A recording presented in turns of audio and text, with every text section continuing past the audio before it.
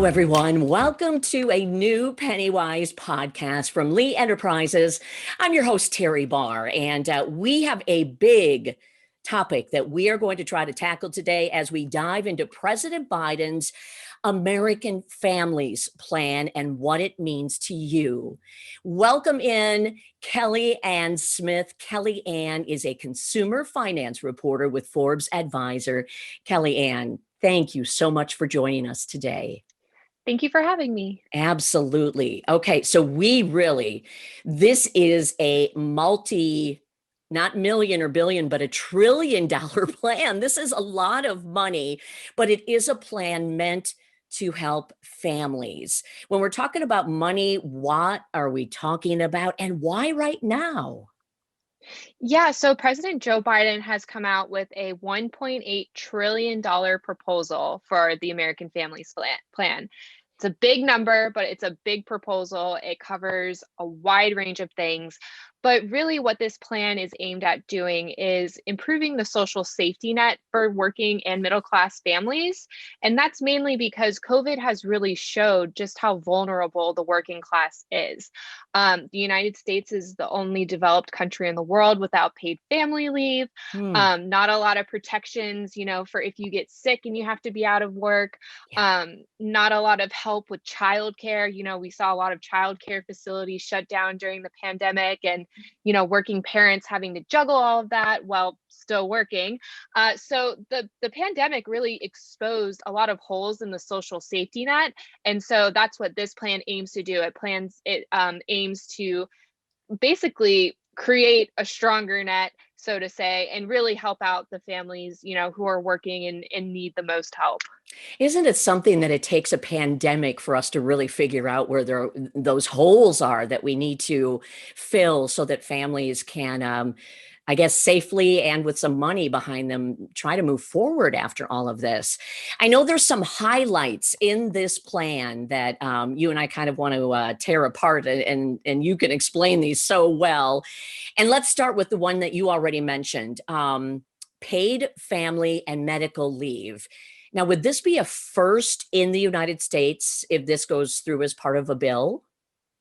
Well, the United States right now does guarantee medical leave. It's unpaid though, and it's only a certain period of time. And there's a long process that workers have to go through in order to be granted it. But what the American Families Plan, what they want to do is guarantee 12 weeks of paid parental, family, and personal leave. And that would be equal to 2/3 of the workers' average weekly wages, up to $4,000 per month. And so this is obviously a huge improvement from what we have now. And I think what's really interesting about this proposal is that it covers like a wide range of things, from bonding with a new child, taking care of a sick loved one, finding safety from sexual assault, grieving the death of a loved one. So it's pretty wide ranging.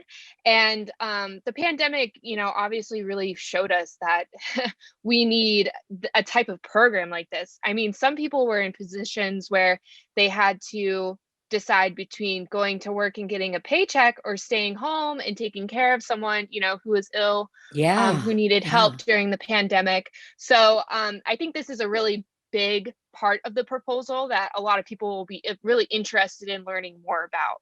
Yeah, absolutely. And I think, speaking from a personal experience, both of my parents, neither one had, luckily, COVID-19, but during the last year, both of them at different times were in the hospital. And I just remember learning, I need to be a caretaker, but I can't be at work. But now I'm going to have to go to work because I need to make money too.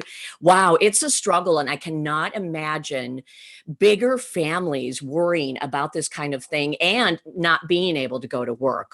Oh, Yeah. So it's really difficult. And I mean, it was already an issue to begin with, but I think COVID really exacerbated the issue and really put it back into the spotlight. So yes. it'll be really interesting to see how it evolves over time as this proposal comes to fruition. Absolutely. Wow. Thank you for that. Okay. How about expanded tax cuts? And I guess in particular, because we're talking about how this is all supposed to help families. How would expanded tax cuts help out our families? Right. So the American Rescue Plan, which was the last stimulus package, made a lot of temporary expansions to tax credits. Yes. So this proposal, the Families Plan, calls on Congress to either expand or make some of those changes permanent. And those changes include making the Affordable Care Act premium tax credits permanent. You know, those help people afford their monthly premiums if they sign up for health insurance in the marketplace. Further extending the expanded child tax credit. Um, that one, I believe, is giving people, monthly payments now to help support Mm. their children instead of Mhm. getting it in a lump sum at the end of the year when they file. This proposal would also make the earned income tax credit expansion permanent, and then also increase a tax credit that helps people who are caring for children and dependents.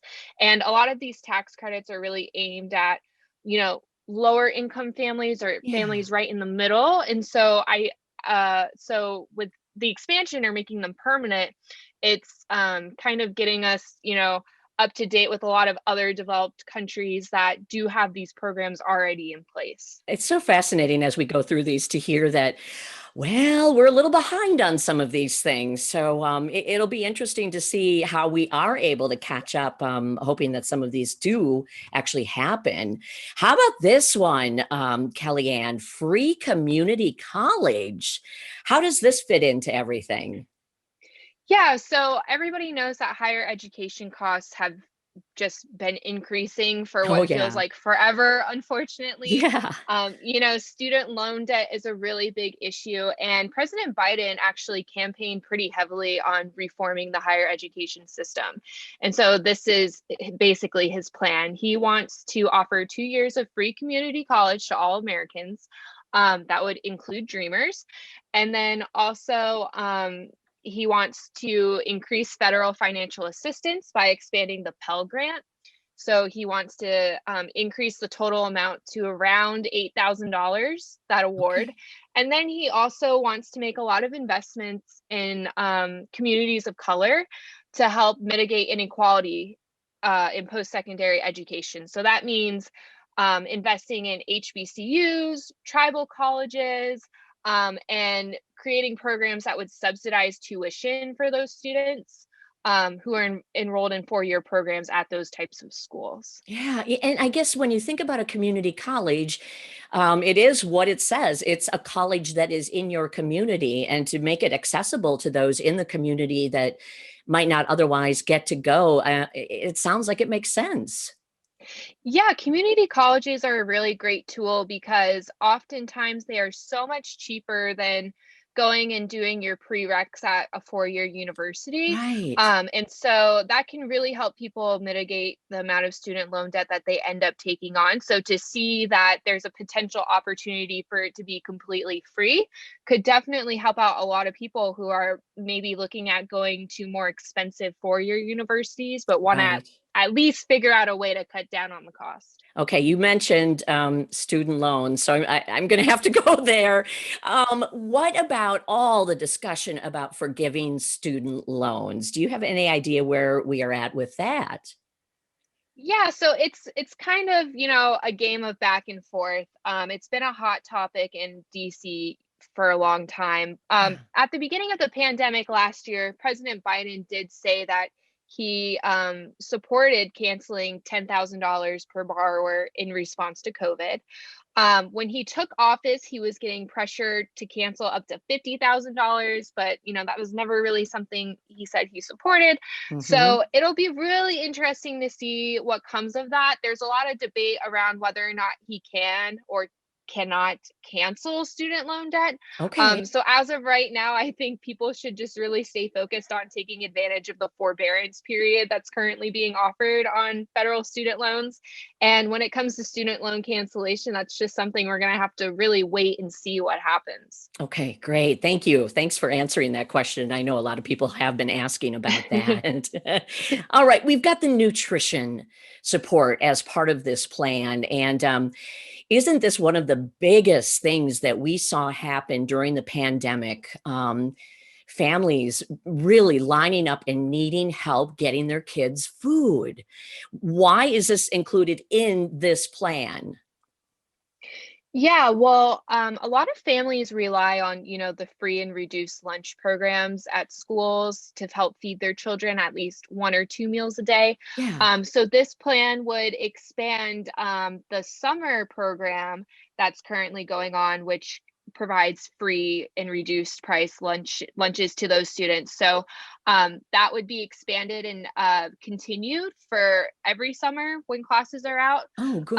It would Okay. also expand a free meal program to schools in high poverty areas. So where, these schools lunch is free for all of their students. And then it's also taking, something from the Obama administration by re-implementing reimbursements for schools that offer healthy meals. So that's something that we're seeing try and be brought back. That was something really big with the Obama administration. So it's Right. interesting to see Biden wanting to re-implement that. Yeah. So, and I remember Michelle Obama had her garden, and there was so much discussion about, trying to make school meals that much healthier. And thank you for explaining about how this also expands into the summertime. That just seems like such an important thing to make sure kids are getting what they need. Yeah, the summer program is huge. I mean, Yeah. that's 2 or 3 months where these children are potentially missing out on 2 meals a day. So Ugh. to see that expanded, that would be probably something really beneficial, obviously, for millions of families. Yeah. Okay. So again, we're talking about the American families. Again, this is just a plan right now. We're talking with Kelly Ann Smith, and Kelly Ann is a consumer finance reporter with Forbes Advisor. Another thing that could be part of this plan is the child care, and there's some changes here. Tell us more, Kelly Ann. Yeah, so childcare right now is a monumental cost for families in the country. More than half of families spend at least $10,000 per Oh, year on wow. childcare. Yeah. The cost is exorbitant. So, what this plan would do, it would cap the cost of childcare for low and middle income families to no more than 7% of their income. And the White House is estimating that could be up to like $15,000 in savings for families. Hmm. But like I said, it would more be for the low and middle income families. So those would be people earning like 1.5 times their state median income. Okay. But also, the plan would really invest in childcare centers.